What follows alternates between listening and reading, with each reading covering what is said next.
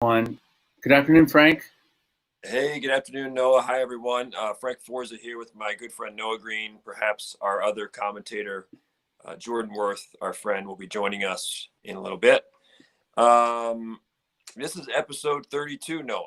So amazing. I think you told me off air that this is actually week 32 of the calendar year. So we've been able, life has happened. A lot of things have been thrown at us.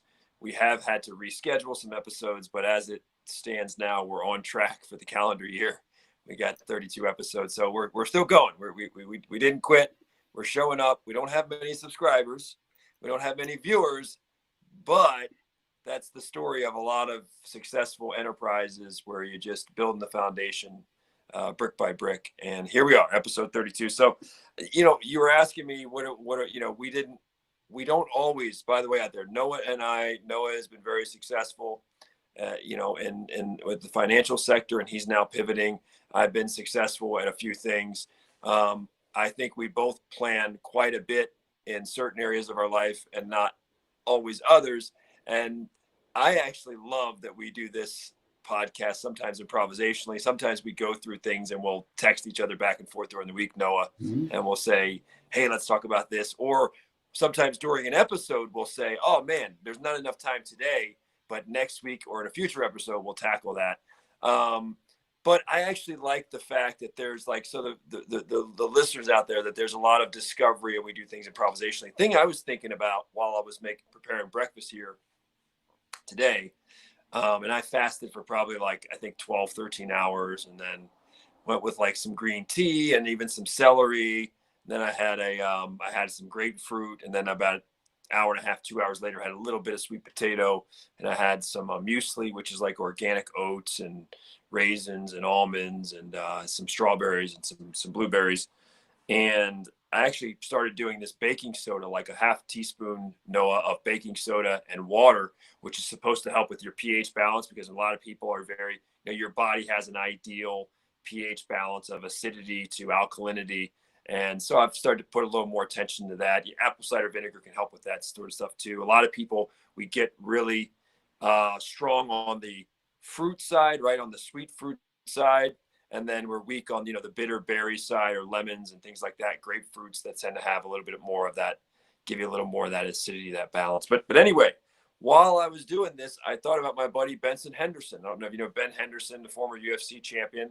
He's now with Bellator, and he fought Michael Chandler on Friday. And they had a really great fight, their first fight a few years ago. And they fought again, and my boy Ben Henderson came up short. I guess Chandler, man, threw a nice, for those of you out there watching, it's a beautiful combination, the combination that he throws. So I didn't know that Chandler now trains with Gilbert Burns and Usman down in Florida. I know Chandler lives in Nashville, I believe. He relocated to Nashville. He used to be, I believe, in San Diego with, training, I think, with Dom Cruz and those guys, I think, and Eric Del Fiero, who's a great guy. And then he moved, I guess, to Nashville. Now, this is the interesting thing, Noah, about Michael Chandler. I want to talk about Ben Henderson a little bit, and then I want to talk about Michael Chandler. I did a story. I've done a couple of stories on Dominick Cruz's mindset, his psyche. I think when it comes to mentally tough fighters, right, you're talking about these fighter athletes, these elite UFC fighters and Bellator and ONE FC. These are some of the mentally strongest athletes in the world, and in participating in what is probably one of the top 5 hardest sports in the world. We could debate that, but we could say definitively that if you're going to rank sports in terms of rigor and gruelingness and risk of injury, even the risk of death, we've seen that more through the weight cuts. But you're talking about top 5 mentally toughest. And when I did a story, my second story, I did one story about Dom Cruz for UFC magazine years back. This next one I did was for Bleacher Report. Bleacher Report's one of the top 10 most popular sports websites in the world. So I did this story about Dom Cruz coming back from 3 completely torn ACL injuries. All right, that's almost unheard of in professional sports. There's there's a couple other athletes that have had the 3 torn ACLs and come back. There was an NFL player, played for North Carolina, linebacker. He came back, performed really well. There's been I believe on my 2 hands, probably on my 1 hand, athletes that have come back from 3 completely torn ACLs and been like, man, they're as good or better as they were. And Dom Cruz is on that Mount Rushmore of 3 completely torn ACLs, missed. I think he had 1 fight in 5 years. Okay, Oh. 1 fight in 5 years. Then he tears it again, and you know, and if you ever go watch online, Noah, when he tears the 3rd ACL, and Dom Cruz is a pretty stoical, like, you know, he's not a guy that's going to cry. He's in the video addressing the fans and telling them, I have to drop out of the fight. I tore my ACL again, and he starts crying.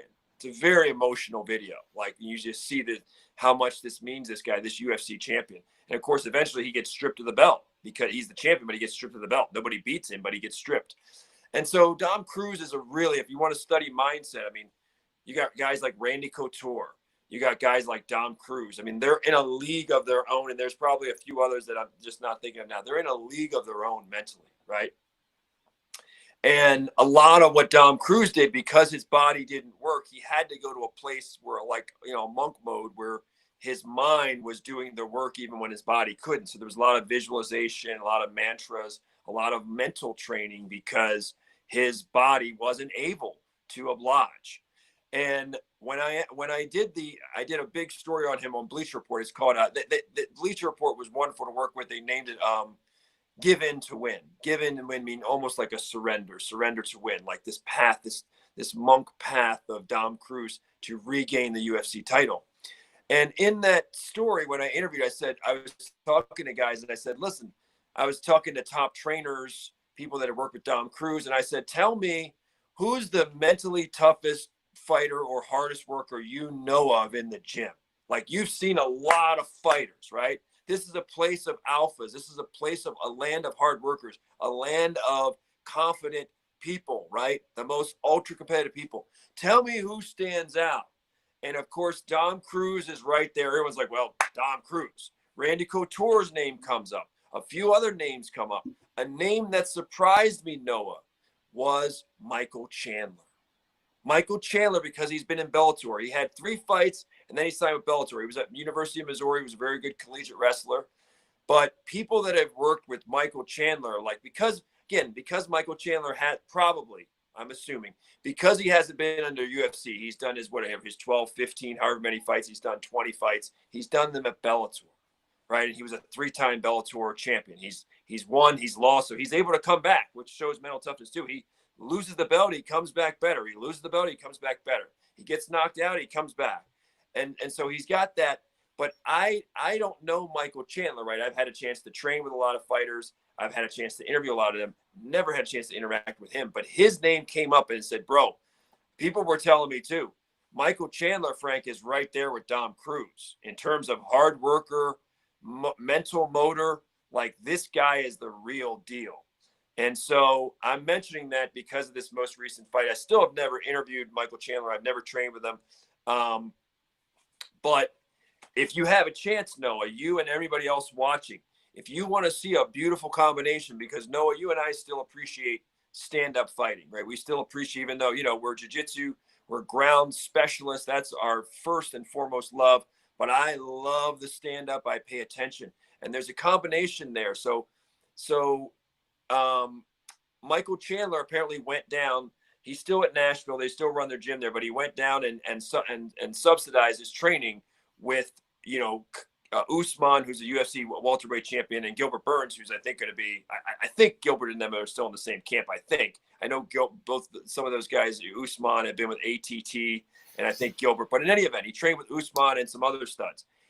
He switched stances in this fight. So Chandler throwing a new wrinkle. He switched stances to a southpaw stance, and he has a sequence where he throws a kick from a normal stance, from a conventional stance. He throws a kick to Benson Henderson's body. Benson's really good. Benson blocks that kick, sidesteps the kick.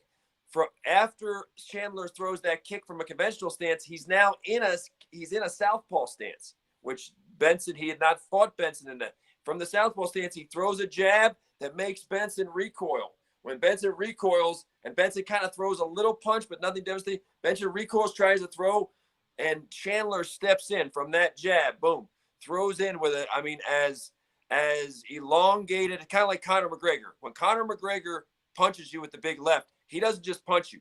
Conor brings the kitchen sink. Connor's body is all forward. He gets maximum extension and follow through. Textbook, like wham. You know, he doesn't hit to you, he hits through you.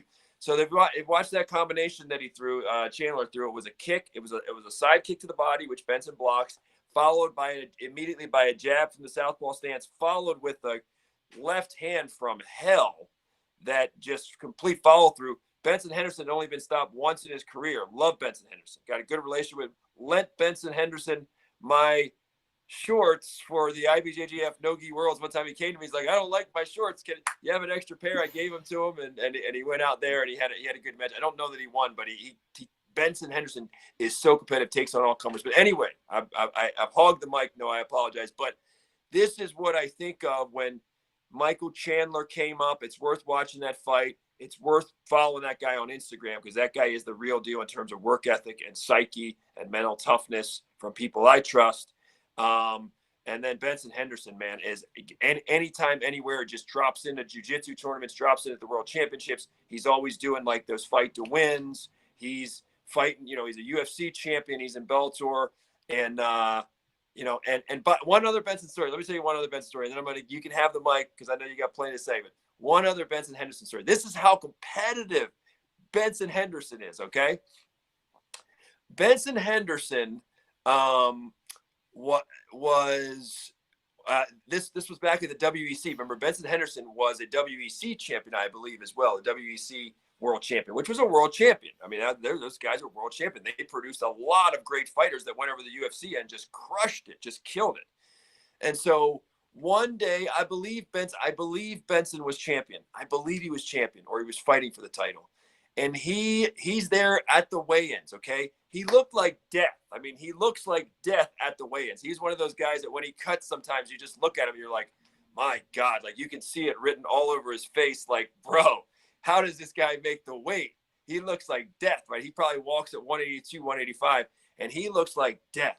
He makes the weight. He's all happy, you know, he's done it, and he walks by me, and he knows because I interview him, and he says he knows he had found out that I was a jiu-jitsu black belt. I was a jiu-jitsu black belt even back then, you know, 2010 or so, 2011. And he knew I was a jiu-jitsu black belt. And he said, he's like, Frank, do you want to train? And I said, you know, I got things to do, whatever. And I'm like, he's like, I would love to train with you. I said, well, when were you looking to train? He's like, we can go train, you know, whatever, in a half hour, an hour. We can go do that. What I interpreted this as, first of all, I thought this guy's a nut. He just looks like Walking Dead at the weigh-in, right? And he makes the weight. And then of all the things he could do, he seeks me out. He's like, hey, man, I heard you're a jiu-jitsu black belt, you know, whatever. And he's like, do you want to train? And I said, well, yeah, sure, I'll train with you sometimes. When do you want to train? When are you in Vegas? I don't know. You know, we can train, you know, in a little bit. You know, I just got to do this and this and this, and then we can train. Now, what I interpreted, knowing Benson Henderson all these years, what I took that as, he had heard, hey, Frank's a black belt, and he's all right. He's legit. And I just think Benson was like the kind of guy that's like, I want to see for myself. I think I can, you know, the writer guy. I think I can, you know, and he thought apparently Benson, God bless him, thought I would be easy because before a big fight, I believe it was a title fight, he's like, yeah, let's train. That's Benson Henderson, bro. Anytime, anywhere. So anyway, Noah, what you got for us today? Well, keeping with what you're talking about with Benson Henderson and Chandler, talking about comebacks. Look at Chris Weidman. You know, fallen from grace, fallen from, you know, being a champion to having to work his way back up. I was watching that fight last night, and was just thinking of the pressure he is under to perform and to actually excel.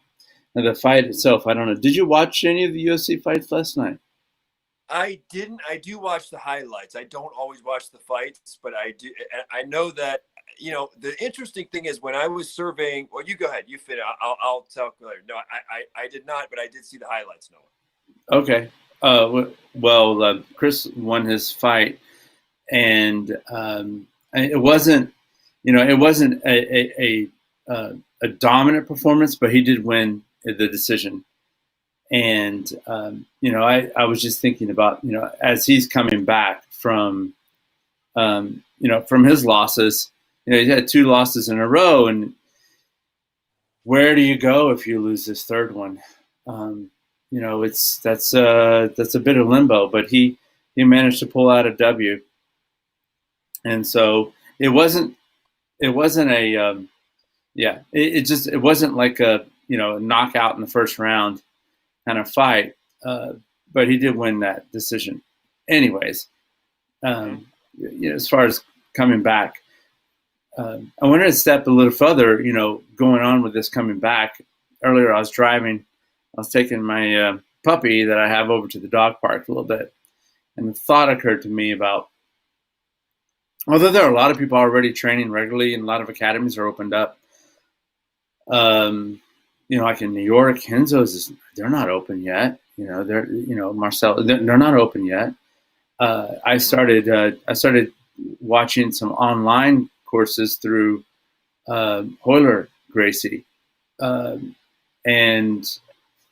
this past week, through the Galler.com that Luca manages. Yep. And good last guy. week, good guy. Yeah, but his warm-ups are a beast. he runs the Upper West Side Henzo Gracie Academy, and that's a very nice space. It's very nice, anytime we had his class down in Blue Basement, the warm-ups, it's just they're a grind. It's just long because we do a lot of repetition. Do double sets of everything. So, but anyways, I was thinking about how people's relationship with the sport, with what they're doing as far as comebacks go. We've had this mass period of time where we've all had to step away from it, and not everyone's going to be coming back. Not everyone makes that comeback. Like right now, there's a lot of people unemployed, and training jiu-jitsu is not a priority for everyone, and those monthly gym fees, and it might take. Well, didn't Gary Tonin? I'm sorry to interrupt. Didn't Gary Tonin, I believe, closed his gym, right? I mean, I saw that on social media. That's pretty astonishing. Well, he had just moved gyms, and he had a dispute with the landlord. Okay. And so, they weren't. I don't think they were that flexible with him, and rightly so. I totally agree that if that new landlord wasn't that flexible, I mean, I definitely think that was the right move for him, just to walk away from it for now. Did you see that he had? I know that since you're up there at Henzo's in Manhattan, did you see that Tonin was? I mean, and he was saying this in jest. He was saying this jokingly, but I believe that he was actually being serious. He's been kind of lobbying Donaher, saying, "Hey, let's get up, you, me, Gordon Ryan, Nikki Ryan. Let's go to Texas. Let's start anew in Texas. It's different down there. We're more free. We can train." Did you see that? He's been lobbying for that on his social media channels, which I get. I totally get. You've got Rogan. To the best of my knowledge, Rogan's saying Texas too. So, Tonin's been pounding that drum a little bit, and I think, look, I don't think Donaher is going to get up and go to Texas, but I think that Gary Tonin's serious about that.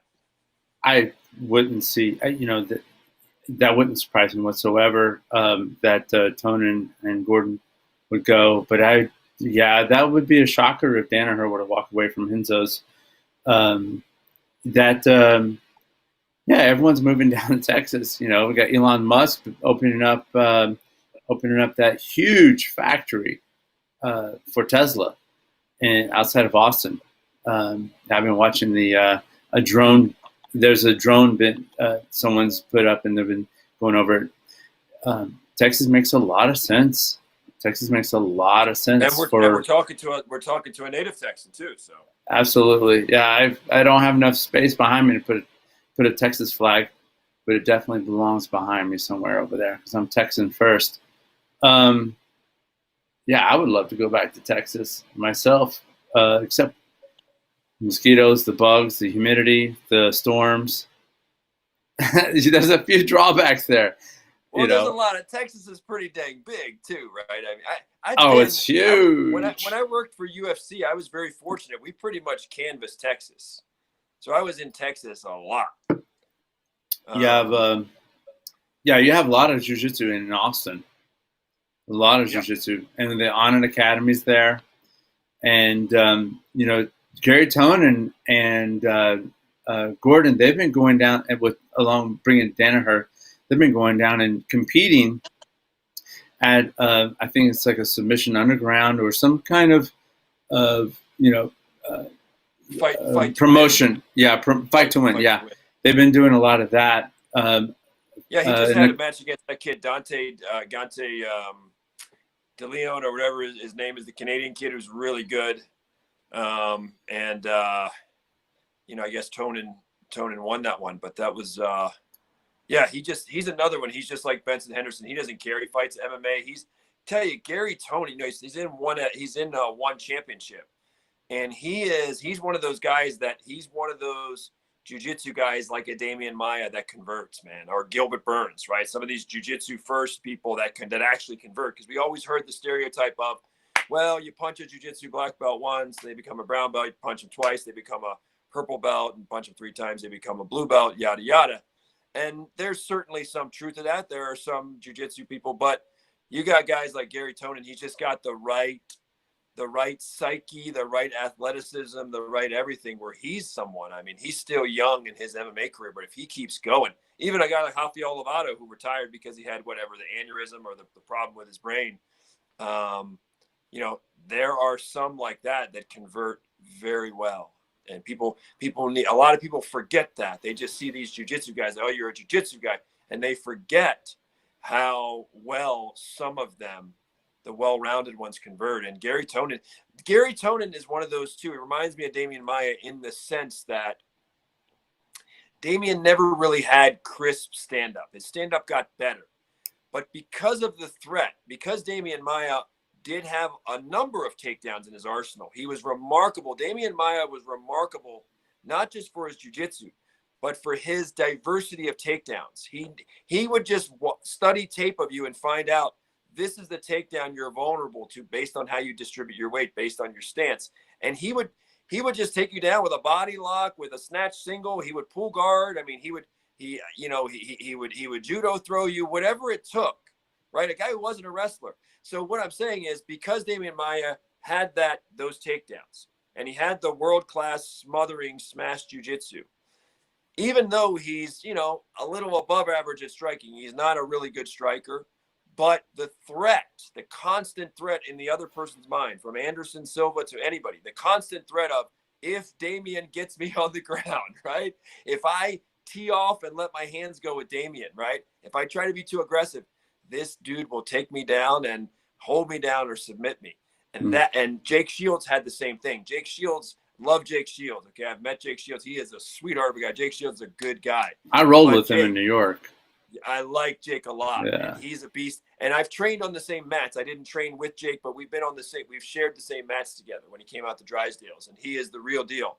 And Jake was the same way though. Jake, I'm about to say something. Jake's stand-up is not very good. I mean, it's not very, it's not something you would teach. But because of Jake Shields was such a good MMA fighter, because of the constant threat of, if Jake Shields takes me down.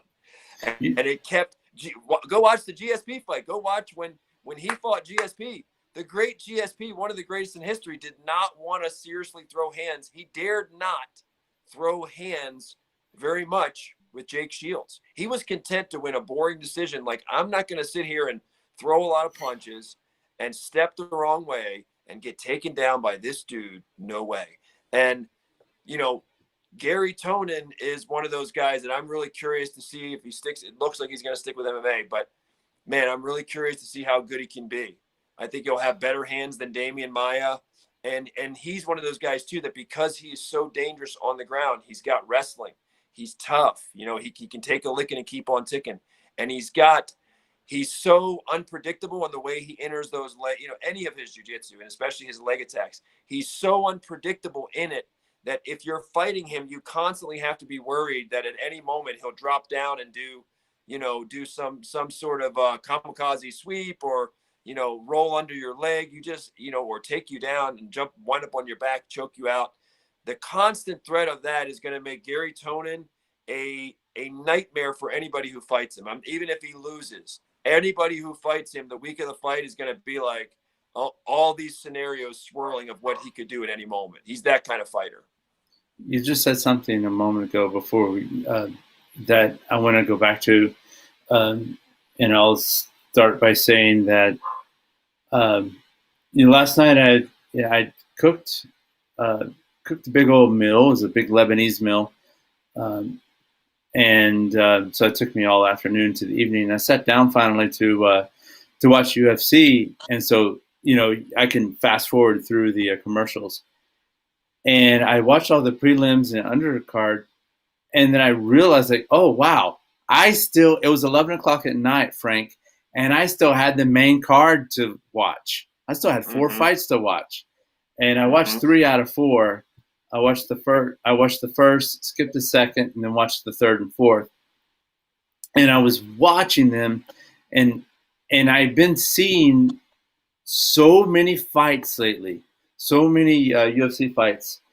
I'm starting to watch the fights in a way that it's like I didn't realize it, but after you watch so much footage, you're starting. I'm starting to see patterns. I'm starting to match. Our brains are masters at pattern recognition, so I'm starting to see a lot of patterns and things like that. And you mentioned that Damian Maia watches a lot of footage. And you said he studies the best way to take you down. Yeah, he doesn't go in and say, I want to do this. He goes in and says, you like to do this. Yeah. And you're going to leave me something. And I'm going to find out what it is, drill it, and then take advantage. So I want to go into that. I want to have a dialogue with you real quick right now and ask for you to share a little bit of how, right now what I'm doing is I'm watching these fights, and I watch a lot of YouTube for JiuJitsu competitions. Going back, let me go back a few years when I was training at Darren McCall's academy there in Tascasita, Texas, and Darren is a black belt in judo, black belt in Brazilian Jiu-Jitsu under Draculino, I believe. And what Professor Darren McCall said, and I was just talking to him one day, and he's like, yeah, I watch a lot of YouTube amateur competitions. And that struck me. I was like, wow, he's a black belt in 2 different martial arts, and he's still a student like that. In the way he approaches the game, he's a heavyweight. Not a heavyweight as in a solid rebar, solid. There's no extra there. There's no extra on Darren, and it impressed me with just him saying that 5 seconds, just saying, I watch a lot of YouTube matches. I watch a lot of competitions, and that just stuck in the back of my mind of like, well, what should I watch for? What is he looking for? And how can I use that whenever I'm meeting opponents, at my level that they don't have anything on YouTube? Why would I waste my time? So it gets into Frank. The question is, how would watching YouTube, like IBJJF competitions in the gi, how would that, at my belt level, how would that help me in pattern recognition whenever all I have is I go out onto the mat, bow, do my bow, give respect, slap, bump, and compete. How would that help me? Do you have any insights? Like what you said about Damien Maya watches footage and says, this is your tendencies. How can I develop that sense, probably, of how I can see this guy and immediately respond? It's almost react. I think that one of the things, and I'm not speaking for everybody, I'm speaking for me. One of the things is to be patient and be willing to rewind things, because a lot of things happen so fast that, you can see them, but to actually see the details, the 10 or 12 or 15 things that it involves, requires somebody who's a little bit OCD, obsessive compulsive disorder, which can be a good thing. And to sit there and be that person that rewinds it and rewinds it and rewinds it and takes and looks at, well, okay, what's the stance here? What's the look that he got, right? What's the look what was the opponent doing? How was the opponent standing? Not just looking at what someone was doing. What did the offensive athlete do against a certain look? It's just like in the NFL. It's not always, well, we threw an 80-yard touchdown. Yeah, well, that 80-yard touchdown worked because there was a certain defense that it took advantage of, right? That 80-yard touchdown pass might not have worked if the defense had been in a different alignment, right? If the defense stacks the box and puts everybody there to stop the run, then maybe it's easier to throw over the top and get an 80-yard touchdown. Where if the defense plays, a certain cover 2 zone, maybe it's harder. Maybe it's better to run the ball, right? So everything, when you watch video, one of the things is to look at what both people are doing, both guys or both girls are doing. What's the look that they saw that they said, okay, I'm going to go into that. That's one thing, is like, how are their bodies situated when this whole sequence started, right? How are their bodies look? The other thing I would say, I haven't really heard many other people, I haven't heard anybody say this, but I'm saying, I always imagine when I watch a video and I like something, that I'm the winning party. I imagine that it's me. So if I watch somebody do something, I imagine that that's me. I insert myself as them. That's really cool. When I see it, I see me doing that. I don't just see a third party. I don't just approach it as a third party. So part of my visualization is I see me as the executioner of that move.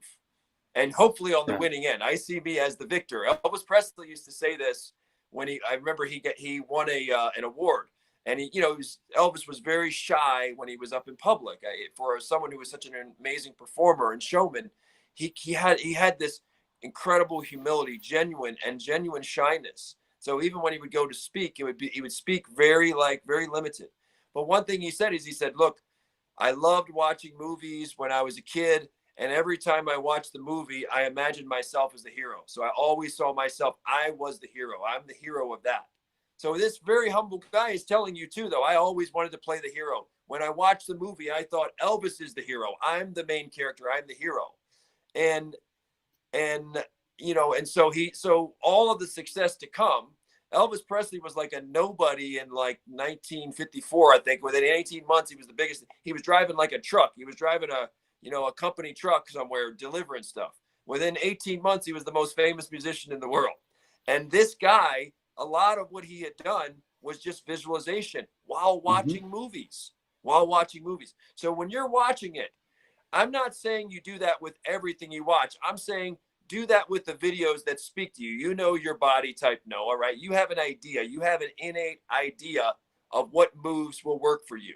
There may be some you're not aware of now, but you have an innate idea of these are Noah Greenable moves, right? Even if you're not ready today, you project 1 or 2, 3 years out and say, well, this is within the rabbit hole. This is within the toolbox for Noah Green. Maybe it's a year from now, 2 years from now, but 3 years from now, maybe it's tomorrow.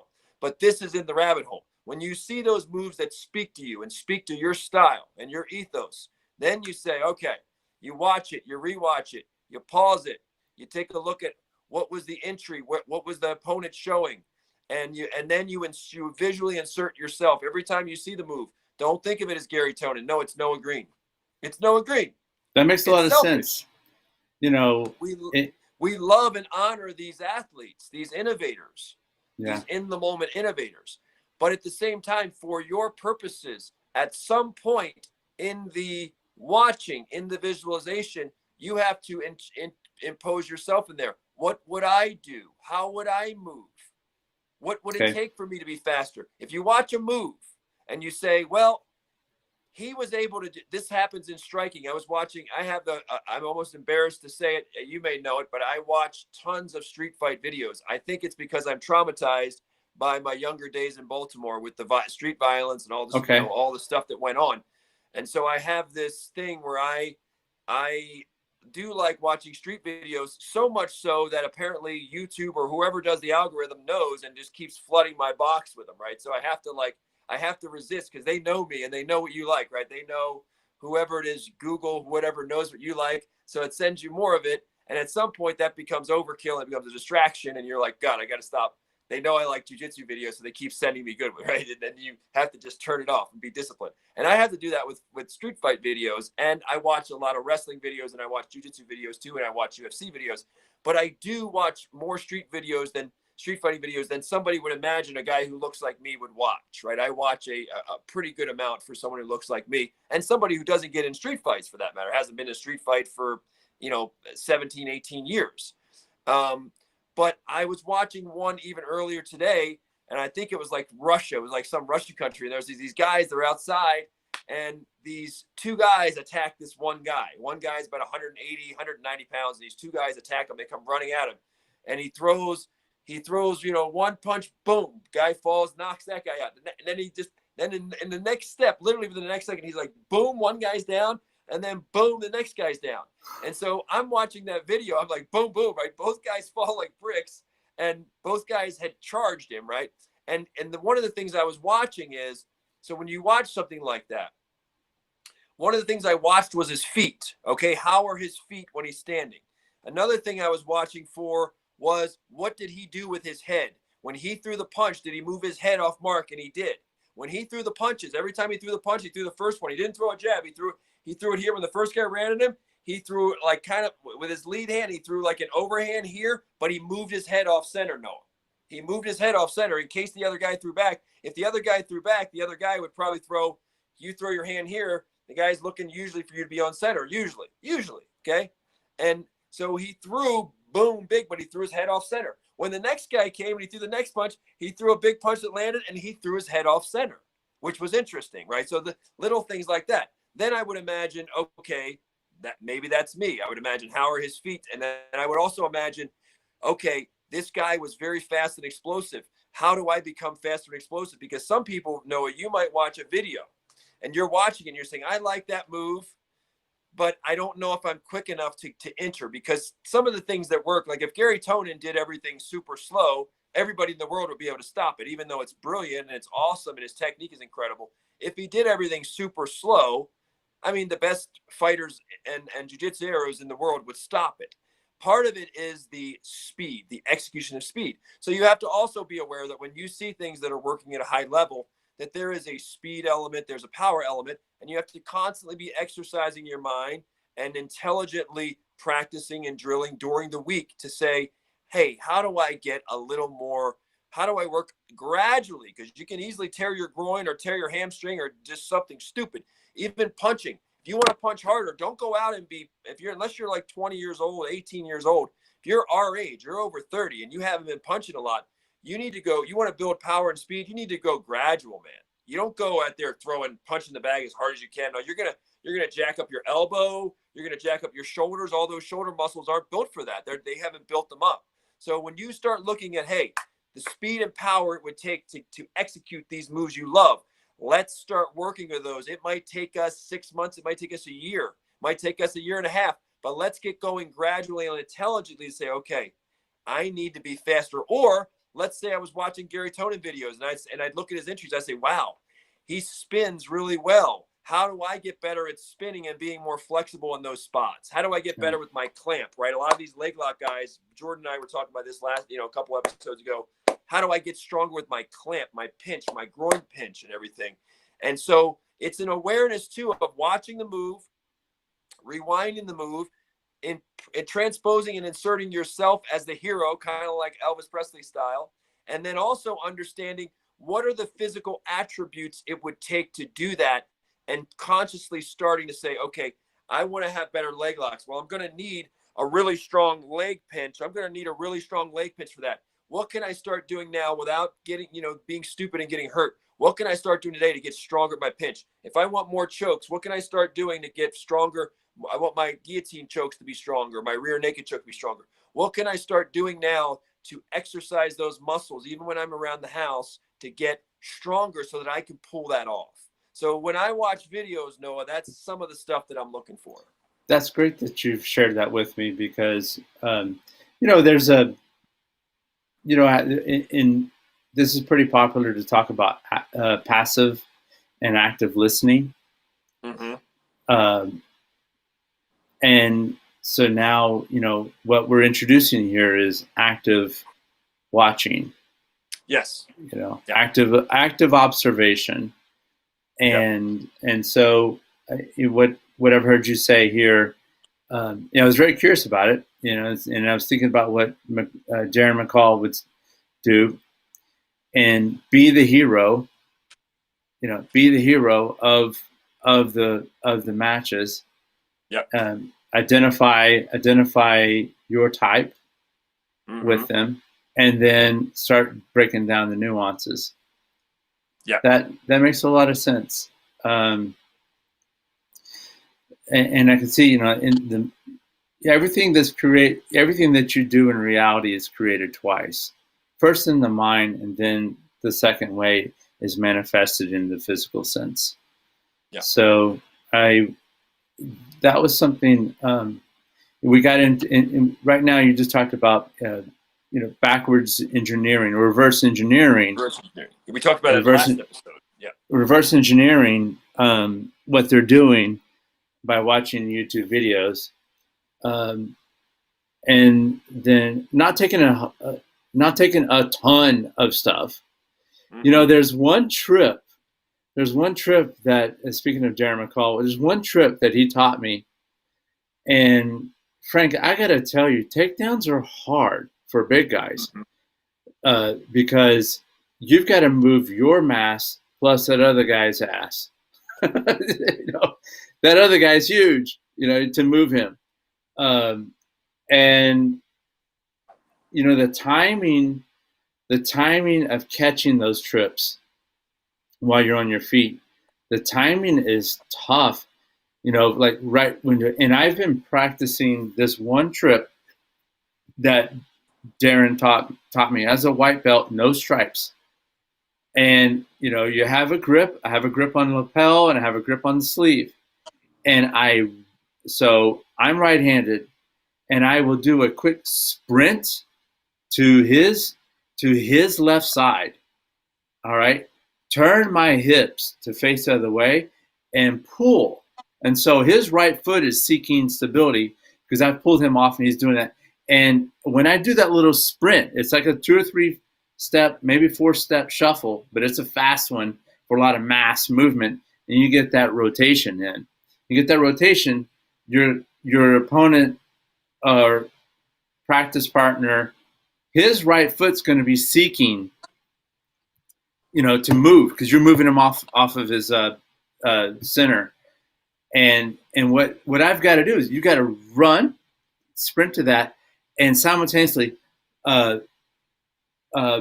switch your hips to the other direction so that your left foot catches his right foot before it hits the mat, so that you cause him to fall, and then you can fall. Then you can go into side control, and that's a timing thing. It's a time, and I probably, in my warm-ups, in typical Gracie fashion, you have your warm-up, and then you do takedowns. You train takedowns, and I have been training that one move for years. That one thing, it's in the rotation of what I practice, because I don't want to practice 10 different takedowns. I have a couple. I have a couple that I do. Recently, Robert Drysdale last summer showed one. I cannot figure it out still, and I'm playing with it, and it gets some guys and other guys like, wow, what was that? It's phenomenal. But in other guys, it just doesn't work. So, what I'm saying here is, watching these videos and being an active viewer of these techniques, I think what I want to do is to limit my viewing to the techniques that I currently train in and that I know, and see them effectively employed in tournaments, so that I can start trimming away the inefficiencies and go, I've trained this maybe 300 times already, and instead of taking something new, I think of what I will do is go and look for what I've been training on, and just be an active viewer and saying, where does this work? How does this work? But going back to our original, what started all this was. I want to say something though, because I want to make a suggestion. Okay. You had mentioned the takedowns. By the way, you're right. Trips. Lyoto Machida was probably one of the best trippers.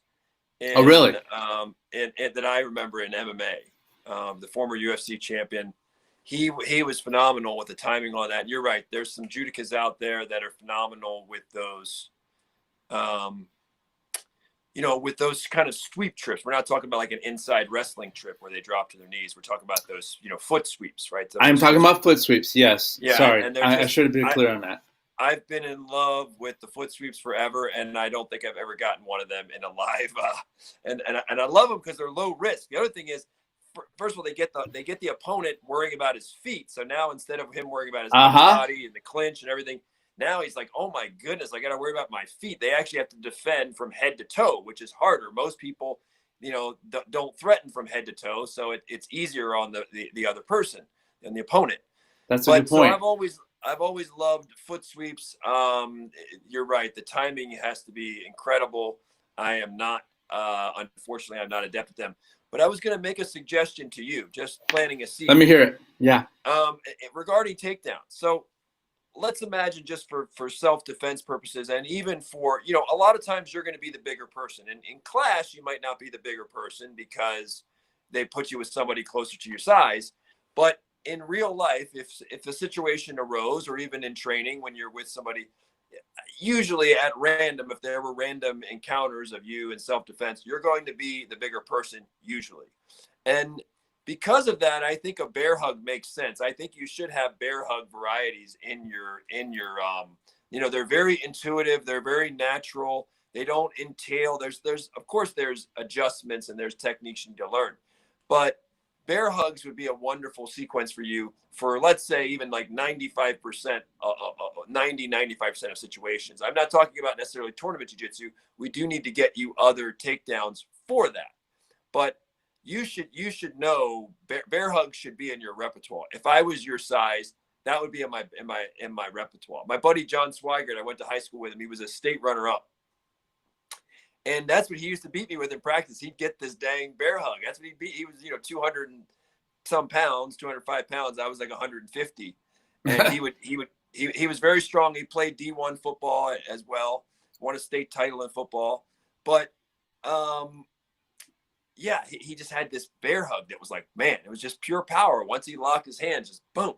And there is a few little techniques which I can show you, but you should have a bear hug in your repertoire. Just double under, boom. When you get that double under, you just, and you just take them down. And when it's like they say, if you got it, use it, right? If you got it, flaunt it. I even think this, Noah, with being muscular, like, what's the good? I'm not saying we need to, like, okay, if you're muscular, I'm not saying we need to be, walking around shirtless or whatever in a thong bikini every day. I'm not saying that. But if I earn these muscles and I never showed them, like, what's the point of having them and developing if you never show them? If you've got it, use it or lose it. If you've got that brawn, you've got that horsepower, and God gave it to you or whatever gave it to you, and you're leaving it on the table and you're saying, I don't want to use that as a tool. It's a tool and it's right there and you never reach for it. No, there's times you say, look, I'm just going to be the bear. I'm going to go in, I'm going to impose my will. I'm going to get double unders and that's it. And that's that. And I'm not saying you're going to necessarily do that at the elite tournaments. Maybe you will. Maybe you'll get some, but it should be in your repertoire. I love the bear hug myself, actually. I just am usually not the bigger guy in order to do it, but I love it. I love that. It's a very simple technique. There's little adjustments, and it also feels good. Sometimes it feels good to just be like, I'm going to do what I want and the other person can't stop it. I don't know if you've ever had that thrill, but in training, sometimes it feels good to be like, I'm just going to do this and I don't think they can stop it. And then you do it, they can't stop it. And sometimes that feels pretty darn good. So a bear hug is kind of like one of those, there's a time to flow, there's a time to force. The bear hug is imposing your will. And imposing your will is wrestling 101. That's wrestling 101. Wrestling, yes, there's finesse and there's whatever, but the number one mindset in wrestling is you're going to impose your will. It starts with that. A bear hug is imposing your will. You know, you bring me to another point that I wanted to raise with you. And there's still more to be said about what we were just talking about. And a lot of that, a lot of what I want to come back to is that initial, Malcolm Gladwell has a book called Blink, and it's about making snap judgments. Okay. Mm-hmm. And, what I want to return to in another talk, in a few minutes, if we can, is going back to that, that slap hands, bump, and then compete, where, I have to make that quick, who's my opponent on this, for this tournament match, and how am I going to respond or even react. But before we come back to that, I'm attracted to the foot sweeps, because it's, there's an aspiration within me in my jiu-jitsu to show a little of the art form, I admire, like, oh, did you see that? Did you see that move? Did you see that move? And, as I watch so much UFC nowadays, I'm consuming so much material, I'm starting to pick out, like, that's not jiu-jitsu. That looks like wrestling. I'm starting to see something like that looks like other. So I'm starting to see that. And so I'm starting to recognize, and the question is starting to come to me is, when are we doing wrestling as opposed to jiu-jitsu? How do I divide that line? And because I'm a little confused, especially, on the takedowns, I'm seeing a lot of foot techniques against the cage that I don't know if that's wrestling or jiu-jitsu. How do you divide that up? Do you have a good way of discerning that? I'm like, oh, that's wrestling as opposed to jiu-jitsu. Am I making sense of my question? Well, if you watch Russian wrestlers, okay. By the way, I mean, if you watch wrestling for the last 60, 70 years, if we were to go back, okay, the most sophisticated wrestling techniques that I've seen are Russians. Okay, the Russians in general have been, America's had its heyday. We've had our Olympic gold champions. We're having a good run now with wrestlers, with Kyle Dake and Jordan Burroughs, and we've got some and David Taylor, and we've got some phenomenal U.S. wrestlers now. But I'm just saying, over the last 70 years, the Russian technique, even when Americans are great at wrestling, America is a bigger, faster, stronger society, meaning even if you're Japanese and you're fighting in a cage and you have better technique than some American, the American mindset is we'll just be bigger, faster, stronger. And even if you have superior technique, we'll beat you. That's a very American, that's sort of ingrained in the American ethos. We think of being number one at something as our birthright. We just think that. Whether it's right or wrong, it's arrogant, whatever. American business people and athletes tend to have this, well, we're America, we have to do it bigger and better, and we just have to find a way to win. Nothing less than number one will do, right? Mm-hmm. And so when you I apologize. 1 second. No, I No, lost. that you went to you were bringing up the Russians about the. Yeah, so the Go back. Russians, man, you watch like the Russians, the techniques that they do, even for freestyle wrestling. It's like, where does Greco-Roman stop and freestyle begin? I mean, if you watch Yeah, them, it's like, wow, they have some stuff that's like Greco-Roman, it's a little judo, and it's wrestling, and it's all woven into one, and they'll do it to you. You'll look at it, and you'll think, that's what that won't sambo work. is. Is that Well, is sambo? sambo is like it's almost like leg attack, leg attacks, wrestling, and of course striking, right? But more so boxing. But if you just watch even their freestyle wrestlers, man, I mean, they've got so many goodies to do to you that it's like there's a lot of techniques that are sort of weaving in. Even now, I think that the change I'm seeing at the collegiate level of wrestling, NCAA wrestling, you're seeing more of a willingness, sort of with that Ben Askren funk style, or even a jiu-jitsu influenced style. So you're seeing wrestling impact jiu-jitsu tremendously right now, but you're seeing the opposite. You're seeing wrestlers being more daring when they're in a bad spot rather than conceding a takedown. They'll go to their back temporary back exposure to do some weird scramble and come out and even counter attack. So there, in the old days, you wouldn't see that as much because the risk, people would perceive, oh my goodness, the risk of you exposing your back even for a flash second would not be a good idea.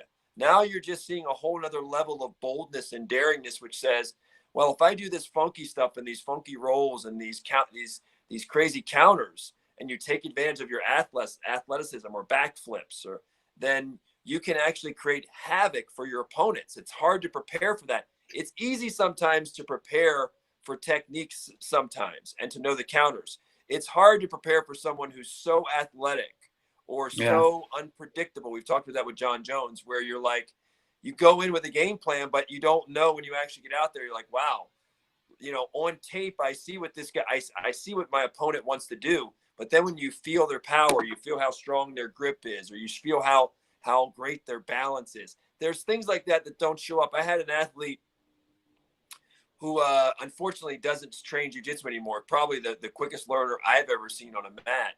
And she was, when you would train with her, she was really strong, and she had great body awareness and great, great balance. These things, if you were to watch videotape of her, would not show up. She's one of those athletes. There are a lot of them where some things don't show up on tape as well. Tendencies might show up on tape, but when you get out there and you realize, oh my goodness, this person's balance, or they're a brick, right? They're stronger than you thought, or so there's always things like that you don't. But to answer your question, I mean, where one begins and where one stops, I mean, in a way, it doesn't matter unless, if you're in a jiu-jitsu tournament, you just know the rules and you know what is legal. Some of the scissor sweeps, I think like some of the scissor sweeps, which Gary Tonin likes and excels at, he'll do them in an MMA cage. He'll do them in the no-gi grappling. Some of those are not legal in the gi, right? So are those what? I haven't gone through the 75. I'm sure there's variations of those that might be legal, but a lot of the conventional scissor sweep, which I've actually had my knee, I've had my MCL torn, the most severe MCL tear, medial collateral ligament tear that I ever had was for a scissor sweep in class. And that was right after I got my black belt. I just got my black belt.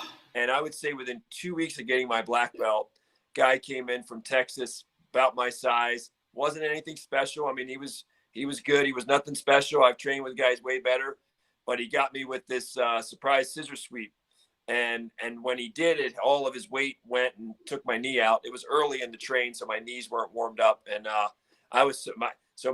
when your MCL tear, when you get like a level 3 tear, my leg was like dangling, like my knee would dangle like this. So, normally you get a little looseness in the joint or whatever, and the MCL will swell up or whatever, and you'll see, like the swelling on the side of the knee.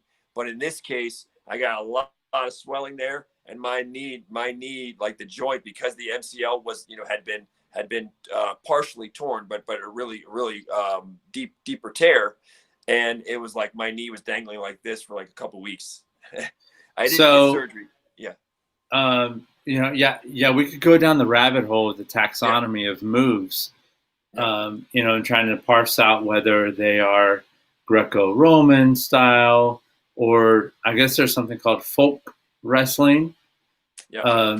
And then I also, thinking, the history of the Iranians, way back they were battling the Greeks. So I guess they adopted, and maybe they probably kidnapped some Greek wrestlers and had Well, them, this is the thing, Noah. even Greeks. In freestyle wrestling, there's nothing to prevent you from doing a Greco-Roman takedown or a judo throw. It's just Okay. you have to be able to pull it off. There's nothing. In other words, in judo, a lot of the freestyle wrestling is not legal, right?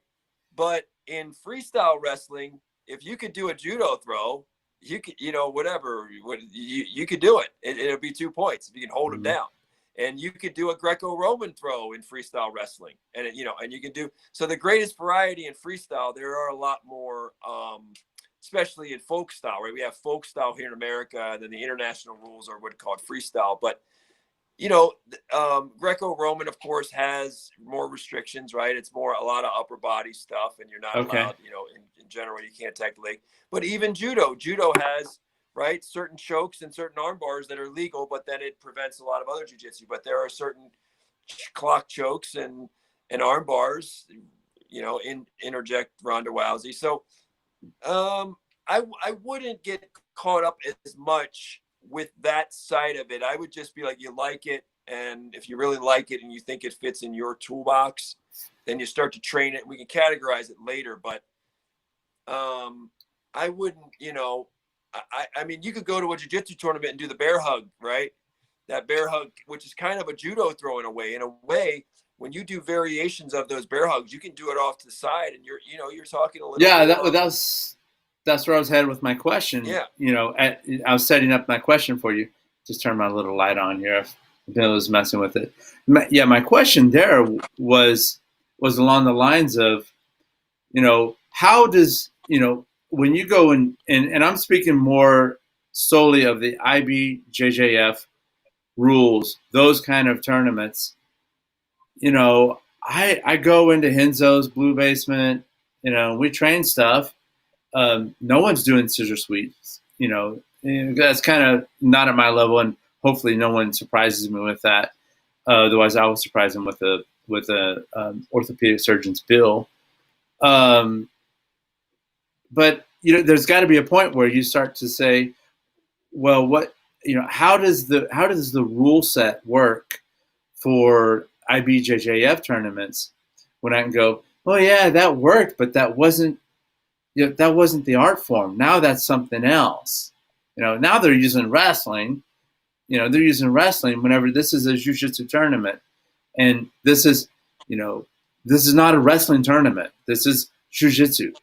So, my question there is, how do I ensure that I'm being pure to the sport and training jiu-jitsu technique, as opposed to bringing in wrestling moves, which sounds great. This is not the UFC. This is not freestyle. Jiu-jitsu is international Brazilian Jiu-Jitsu Federation. We're talking about jiu-jitsu here, Brazilian jiu-jitsu. We're not talking judo even. So how, as I'm going through and I'm I know what I'm going to look for when I'm watching videos, and I see on IBJJF, and I know what works.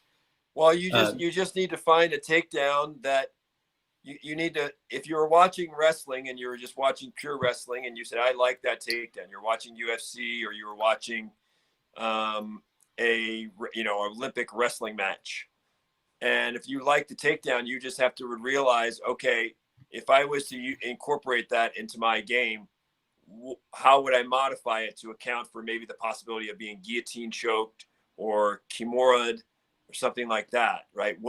How would I adapt it? Because a lot of times you can see a takedown that's just pure wrestling and it works in a UFC cage or it works somewhere else, but it might not work as well in jiu-jitsu, because of the threat of what's coming back at you, right? So, you know, it's realizing that. I want to say something really quick though, because I don't know why you triggered this. Go back to visualization. We talked about visualization earlier.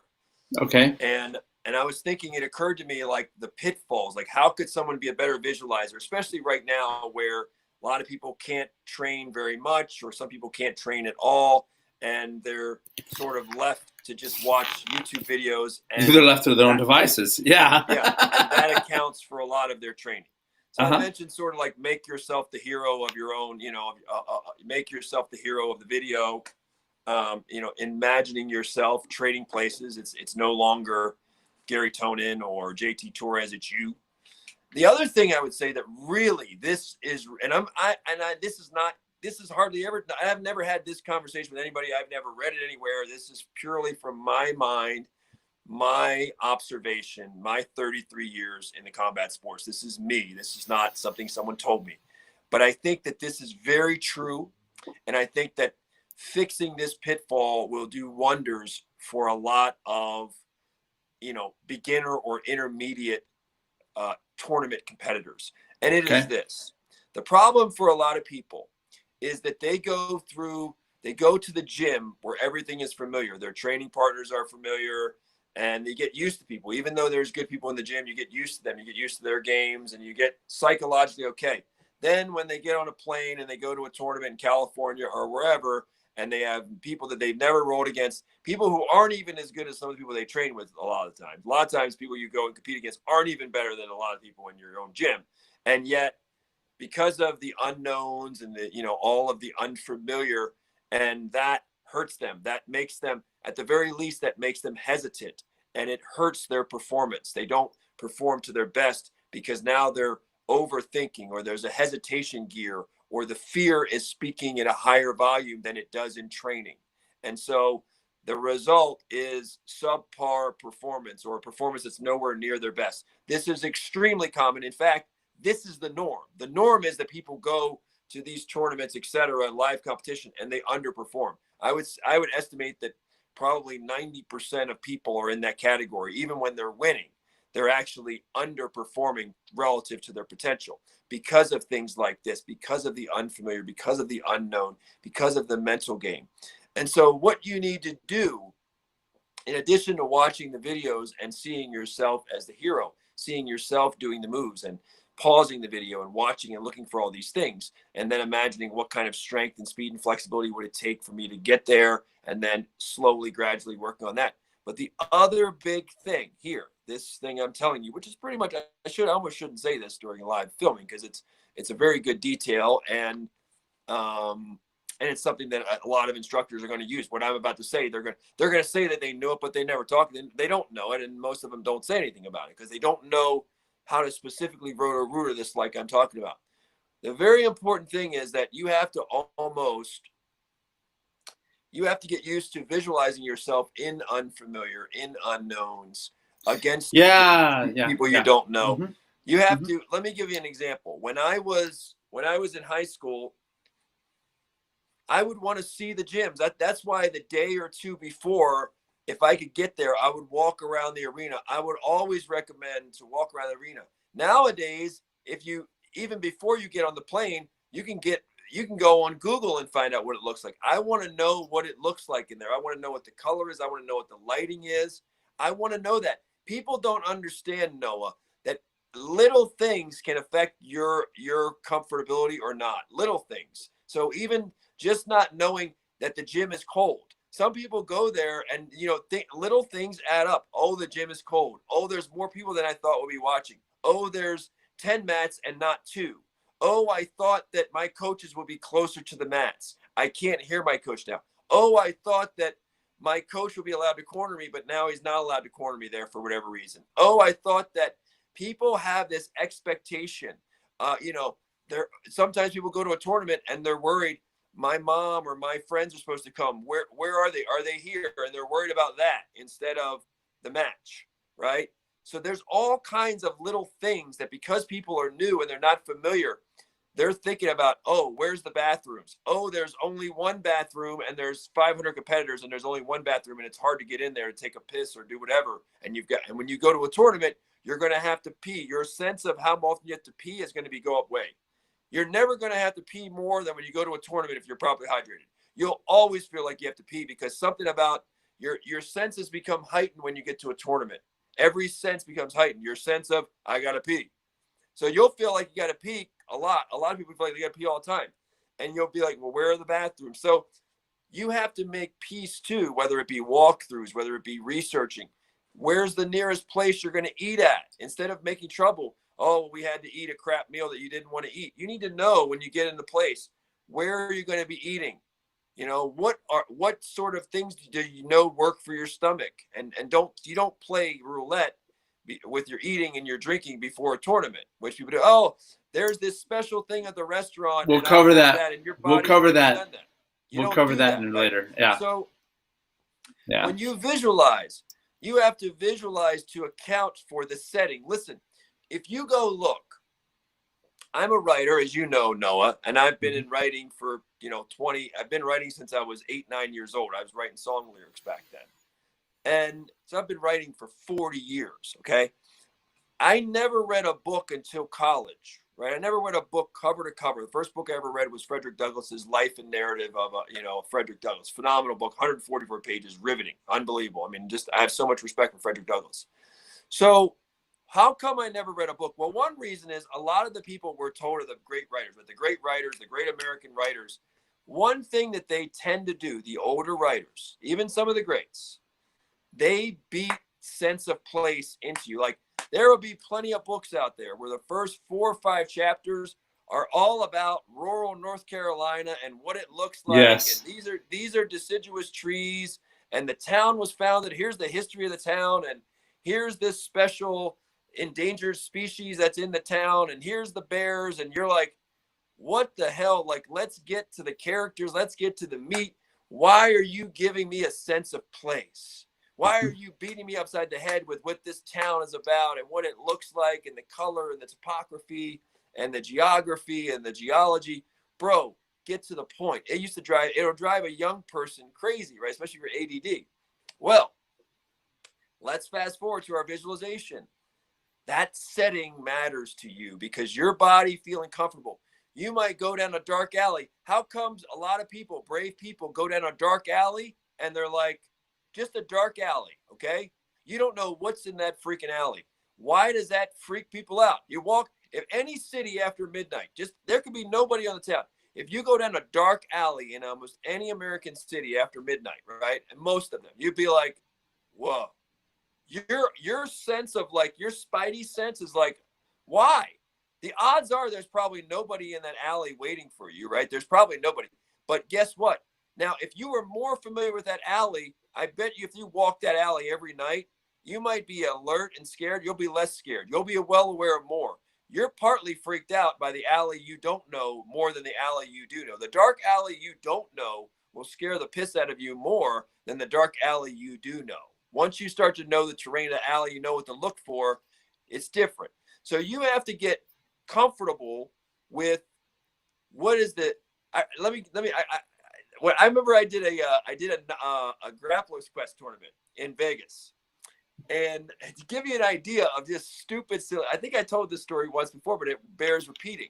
2 things. So we were there. I had 3 matches, and my final match was against Jerry Shapiro. Jerry Shapiro is a very good black belt. He's fought professionally. He's done well as a pro fighter.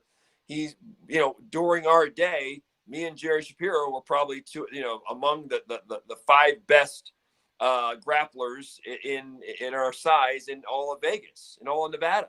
So, that was like a rival match. That's like your home turf. That's like Pittsburgh versus Baltimore in NFL, right? It's like Jerry Shapiro, Cobra Kai. I was with Team Mika back then, who's now Hoyler Gracie affiliate. Rivalry. Well, I didn't know that they were going to let everybody in the stands sit on the corner of the mat. Right? Wow. I didn't know that. Oh, boy. I thought, in my way of thinking, everybody has in the stands, right, or behind the barriers. That's IBJJF. Well, here, Grapplers Quest, hey, if the people watching and the coaches and the teammates want to get on the edge of the mat, they can do it. So you got like 50 people on the edge of the mat, like right near the, here's the circle for the out of bounds. Like when you go right out of bounds, there's people, you're stepping over people. And it's like, so that's something you got to prepare for a little bit. Like, oh, then the other thing was the mat was so close to it was on a basketball court. So the mats had been put on a basketball court. Well, when you went out of bounds, you took a couple steps, and if you kept going, there was a hardwood floor. So it wasn't like mats. It's a hardwood floor and nobody to stop you. So I got taken down one time when I went out of bounds, and I stopped wrestling, right? I stopped competing. I got out of bounds. I was going to go ahead and bench. My opponent didn't stop, drilled me onto the hardwood floor, drilled me, double leg tackled me. My right hip clicked for like 2 months at my iliotibial band on the side of my hip was clicking and popping for 2 months, and my hip hurt, right? Getting tackled on a hardwood floor. What's my point there? My point is that when you get experience, and when you get experience, you learn how to visualize, you start mentally accounting for this. Hey, beware of that hardwood floor there, because if your opponent doesn't stop, hey, beware of the fact that there's going to be other people, not just coaches, on the edge of the mat yelling. Be aware of that. Don't let that spook you. Don't pay attention to what they're saying. Hey, beware of, of even the referee. The referee might be a Cobra Kai guy or whatever. Be aware of that. Know that you can't, like Dana White would say, don't leave it to the judges. Be aware that the referee might have an affiliation, which means even more that you better leave no doubt. You can't play it safe if the ref has an affiliation, and even an honest ref, but that ref has an affiliation or with whomever, with your opponent or whatever. You have to be aware of these things, and you have to make yourself, you have to prepare for a lot of possibilities. Like one thing I also realized with tournament grappling, you got to get used to. When you get near the edge of the mat, be hype. A lot of people relax. So they get near the edge of the mat and think, all right, one more step and I'll be out. And then they take the step out and then they stop. And it's like, no, do not. Like, be aware, because so many people will be opportunistic on the edge of the mat, and you'll think you were out, or you'll think whatever, or you'll stop. Like, you can stop when you're near the edge of the mat and the referee will say, paru, paru, which means stop. Well, make sure your opponent actually stops. You can stop, but remain aware. Because I've seen guys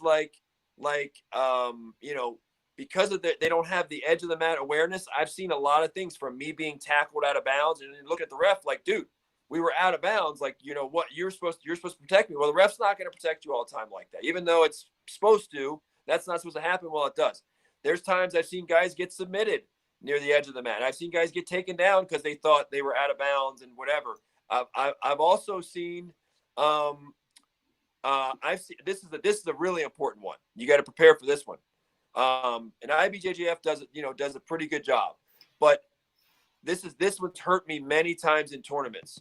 And it's near the out of bounds. It's out of bounds awareness. When you go out of bounds, and let's say you're in a certain position, there's going to be a restart. The ref is going to start you in the same position, right? A lot of times those refs, right, the 2 or 3 refs will come and drag you back to the same position onto the mat. Well, sometimes, guess what? Many times they don't drag you. They just they'll say, paru, paru, mean you're out of bounds, and they'll bring you in the center and start you. I'm not talking about takedowns. I'm talking about if you're in a butterfly guard, you're in a closed guard, you're in omoplata, you go out of bounds, they'll bring you back to the center and they're going to restart you. But what happens a lot of times, tons of times, is when they restart you, the referee doesn't realize where the grips were. So your opponent's going to try to take advantage and go to a way better grip. I had this happen to me at Masters Worlds 2018, I believe it was. I went against the guy, two-time world champion, 2-time adult black belt world champion, who now is doing Masters Worlds. This guy won 2 black belt world titles. So this is a former legit all ages world champion who's now in the Masters. Me and him are competing. And we had the out of bounds thing and a restart. And I have the video of it, by the way, but the ref doesn't care. The ref's not going to watch your video. And in the restart, right, we go, ref says, paru, paru, you're out of bounds. Come back to center. I'm starting in his guard. Bro, he gets a grip on my lapel and my knee. The ref says, go, va, whatever, go. Kombachi, yeah. Kombachi runs me over with a takedown from a grip that he never had. right? He never had that grip. Sneaky guy. He never had that grip, but he's a wise veteran, a wily veteran. And now, what could I have done different? This is my point. We can talk about, hey, that's not fair. I have the video. That didn't matter. He won the match 4-2, came down to the wire. I had a chance to take his back late. I didn't take his back late. He won 4-2. He went on and won the whole thing. Very, very tough match. But what's my point? What could I have done different? What I could have done different is when we were near the out of bounds, when the ref said, paru, paru, what I could have done is I could have said, and Drysdale pounds this into his athletes as well. You look at the ref before you break and you say, here's where his grips are. That way you get assurance. Here's the grip. One on my lapel, one on my knee. So you make a point to the ref. You don't just think that the ref knows, because the ref, no matter how honest, just the ref could be thinking, well, they're in a butterfly guard. Yeah, well, a butterfly guard with what grip? The grip matters big time, right? So you've got to be aware, hey, point to the hands, or if you're the offensive guy and you had a great grip, don't let the restart, because your opponent, if you had a great grip, your opponent's going to be like, let me give Noah a lesser grip. And the ref probably won't know the difference. The ref will just be thinking, well, it was a closed guard situation. He had a normal grip. But maybe you had a better than normal grip. So you want to draw the ref's attention. Hey, ref, look, my hand, I have one hand here high on the lapel. One hand high on the lapel is different from one hand mid lapel. That's different. One hand, on the wrist is different from one hand on the knee at the pant at the knee. That's different. And grips are crucial in our sport. So the refs, a lot of times the refs are doing the best they can, but sometimes their mind's in another place. They do tons of matches. They're just waiting for the match to be over. They're kind of here. They're paying attention to the mat. I've seen plenty of refs pay attention a little bit to the mat next to them, what's going on there, and then they'll focus back in on your match. So don't leave it the chance to say to the ref, paru, paru, paru. Okay, if you like your grip, or pay attention. Hey, yeah, you're not supposed to talk to the ref, but you can just say, ref, I have my, you can just point. You can even just point. You can point, your grips, like point. Or you can say something, Now, you're generally not supposed to say anything to the ref. You're not supposed to say. But in this case, it's not a negative. You're not saying to the ref. You're not condemning the ref. You're not being disrespectful. You're just saying, Mr. Ref, I have a grip. I have a high lapel grip, and I have this. Maybe he'll warn you, whatever. But at least you got him to acknowledge, hey, can I give you a clear, firm picture so that there's no doubt these are where the grips are right now. I have this grip, because there's tons of stuff the refs can't even see. You have a little grip, whatever, a special little grip, and you can't see it. Then you get back in the middle and you get some crappy grip. And then next thing you know, you and your opponent, I've had this happen multiple times. Now you and him are arguing over the restart. And then the ref is like, hey, knock it off. I've had that multiple times. Now you and him are beefing over where were the grips. So to avoid that, you have to understand, when you go into a tournament or a fight, the way that you're going to be mentally prepared for a fight is worst case scenario thinking. If I was to fight in a cage, and I wish I was a younger man and I could, you have to imagine, what's the worst case scenario here? I wind up in the ER, I wind up dead. Whatever it is, you got to make peace with that. In our sport too, you have to make peace with worst case scenarios or things that can go wrong. Your luggage doesn't come on the plane. Your luggage doesn't come. Where are you going to eat? How are you going to handle the out of bounds? That's crucial. How are you going to handle the out of bounds awareness scenarios? How are you going to handle when the ref, some people, it bothers them that the ref knows or is affiliated with their opponent. You got to get past that. You just have to understand these variables and visualize and see yourself. A gym that you don't even like. I don't like the temperature in this gym. I don't like the way it's laid out. I don't like the lighting. I don't like the feel. I don't like the vibe. You got to see yourself still getting it done. Let me give you one more example of this. I believe this is affecting UFC right now, those UFC fights.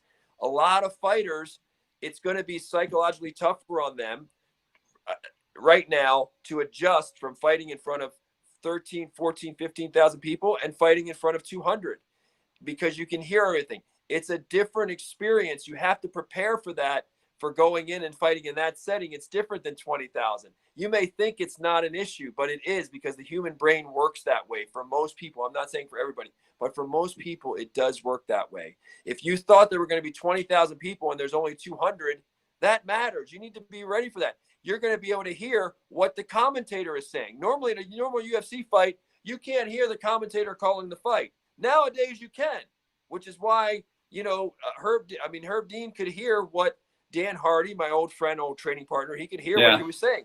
In the old days, that wasn't the case. You got to be ready for that. It's changed now. You can hear everything the damn commentator is saying. So the commentator's in your ear. Normally, he wouldn't be. You have to understand it's an echo chamber now. It's changed. And those little things matter because you don't want to be in a fight thinking about how this just seems weird, not how I visualized it. You want to be aware that you're going to hear what everybody in that 200-person gym or whatever yells, versus if there's 20,000 and people are yelling, you probably don't hear anything because 20,000 collectively just sort of drowns everything out. It makes it easier to focus then, actually. It can be a little harder to focus when it's a very intimate setting and it can be different. So you have to, when you visualize, you have to visualize very specifically for what will this arena look like? Is there the temperature of it? Some places, Noah, out there, some tournament places, especially in the winter, can be really cold. That can affect your warm-up. You don't want to be worried about that. I know that people will say this is trivial, but I don't believe it's trivial because I believe Tom Brady looks to understand a lot. Like a lot of things that have nothing to do with fighting can throw you off of your fight. Your check-in at your hotel if you have problems. A lot of things can throw you off. So you got to understand, where am I staying? What's the procedure there? Where are we eating? Right? Where am I going to be warming up? Is this gym known to be cold? Should I bring extra warm-up stuff? Every little thing. Are there going to be 20,000 people there? Or are there going to be 5,000 people? How close are the athletes and coaches allowed to be on the mat? I'm not saying all that. I'm saying all of that matters to most athletes. I'm not saying it matters to Roger Gracie. I'm not saying it matters to Marcelo Garcia. There are a subset. But for the vast majority, people who are already nervous, who are already inexperienced, those little things, if you can do your research ahead of time, where you're going to eat, what the gym looks like, how many mats there are going to be, what the rule set is, the more you can get familiar with the unfamiliar in advance, then you can visualize, see yourself in that gym, see yourself on that colored mat if you even know the color of the mat. Hey, Frank, I got to stop you here. I have to stop you. For 20 minutes, I've been wanting to tell you we had 10 minutes left. Oh, sorry. For 20 minutes. But I know we have a hard and fast stop because my battery is under 5% for my laptop. And I wanted to stop you, but it's like at some point I have to stop you because a lot of good material there. All right. Well, balance all what you just said with the parable of the plank, and but we'll have to save that for next time because my laptop battery is kaputs. Enjoyed talking to you today. We kicked off something which is internal, all the inside work you got to do, watching video and what you can do off the mat that really counts. So. Thank you. Episode 32. We'll see you. Have a great rest of the day, Noah. We'll see you soon. Thanks, everybody, for watching. All right. Take care.